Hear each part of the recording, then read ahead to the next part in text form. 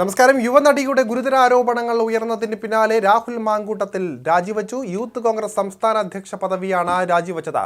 രാജി ആരും ആവശ്യപ്പെട്ടിട്ടില്ല എന്ന് പറഞ്ഞാണ് രാഹുൽ വിശദീകരണം നൽകിയത്. രാഹുലിനെതിരെ ഗുരുതര ആരോപണങ്ങൾ ഉയർന്നതോടെ പ്രതിരോധത്തിലായിരുന്നു പാർട്ടി.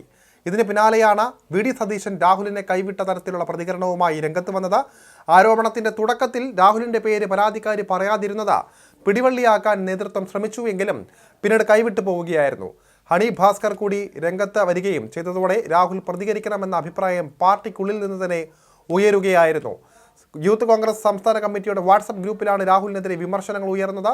തെറ്റ് ചെയ്തിട്ടുണ്ടെങ്കിൽ രാഹുൽ മാറി നിൽക്കണമെന്നും എത്രാമത്തെ തവണയാണ് ഇതുപോലെ ആരോപണങ്ങൾ കേൾക്കുന്നതെന്നും സംസ്ഥാന ജനറൽ സെക്രട്ടറി RV സ്നേഹ ചോദിച്ചു. ഇതിന് പിന്നാലെയാണ് വി.ഡി. സതീശൻ അടക്കമുള്ള നേതാക്കൾ രംഗത്ത് വന്നത്. AICC KPCCക്ക് നിർദ്ദേശം നൽകുകയായിരുന്നു രാജിയുമായി ബന്ധപ്പെട്ട കാര്യങ്ങൾക്കായി.